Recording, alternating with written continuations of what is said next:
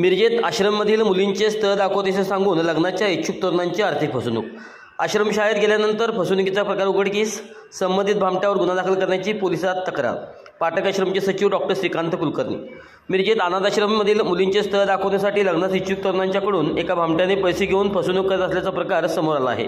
विनायक देशमुख असे भामट्याचे नाव असून पाटक आश्रममधील मुलींची स्थळ दाखवतो म्हणून गेट पास नावाखाली प्रत्येक इच्छुक तरुणाकडून 6,000 रुपये घेतले आहेत। जेव्हा आश्रमशाळेमध्ये स्थळ पाहण्यासाठी इच्छुक तरुण आले त्यानंतर फसवणूक झाल्याचे त्यांच्या उघडकीस आले। धाराशिव, मुंबई, सिंधुदुर्ग, कराड येथील 7 ते 8 जणांची फसवणूक झाल्याची प्राथमिक माहिती आहे। याबाबत पाठक ट्रस्टतर्फे पत्रकार परिषद घेऊन भामट्या विनायक देशमुख या व्यक्तीशी कोणताही संबंध नसल्याचा खुलासा करून त्याच्यावर गुन्हा दाखल करण्यासाठी पोलिसात तक्रार दिल्याची माहिती डॉक्टर मुकुंदराव पाठक आणि पाठक ट्रस्टचे संचालक यांनी दिली आहे। यावेळी या भामट्याच्या मोबाईलवर फोन केल्यानंतर महिलेने पैशाची मागणी केली आहे। पाठक ट्रस्टचे बोगस ID कार्ड बनवून भामटा लग्नाच्या इच्छुक तरुणांची फसवणूक करत आहे। पाटक आश्रममध्ये बाळाचे जन्मापासून ते 7 वर्षापर्यंतची मुले आहेत। स्थळ दाखवतो म्हणून पैशाची मागणी करून फसवणूक करत असेल तर त्याला बळी पडू नका असे आवाहन डॉक्टर श्रीकांत कुलकर्णी यांनी केले आहे। श्रीकांत कुलकर्णी, पाठक ट्रस्ट अनाथ आश्रम वृद्धाश्रम या संस्थेचा सचिव म्हणून काम बघत आहे। गेल्या काही दिवसामध्ये आमच्या अशा काही गोष्टी निदर्शनास आलेल्या आहेत की आमच्या संस्थेचा नावाचा, आमच्या संस्थेच्या पदाचा दुरुपयोग करून काही समाजकंटक लोकांनी समाजातील विवाह इच्छुक असणाऱ्या मुलांचा फसवणूक करून त्या संदर्भामध्ये पैसे गोळा करण्याचा, संस्थेला बदनाम करण्याचा प्रयत्न केलेला आहे।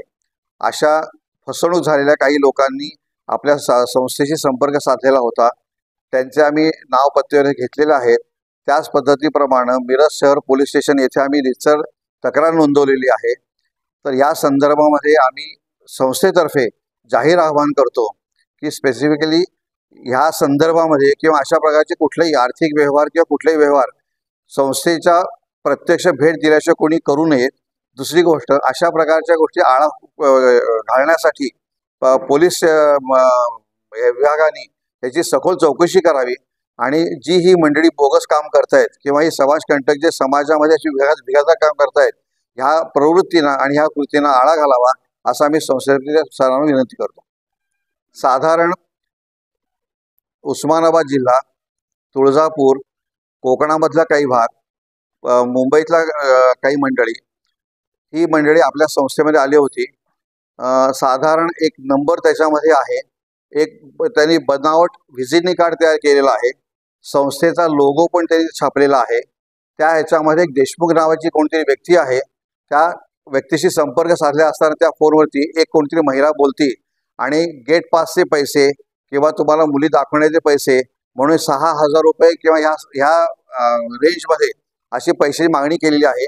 काही लोकांनी त्यांना पैसे दिलेले पण आहेत आणि त्या लोकांना मुलगी दाखवतो, मी संस्थेमध्ये आहे, तुम्ही संस्थेमध्ये भेटायला या, असं गेल्या 15 दिवसामध्ये 2 वेळा प्रकार झाले आणि जवळजवळ 7 ते 8 मंडळी आणि त्यांच्याबरोबरची काही त्यांचे सहकारी किंवा त्यांचे नातेवाईक हे आपल्या संस्थेमध्ये आले होते।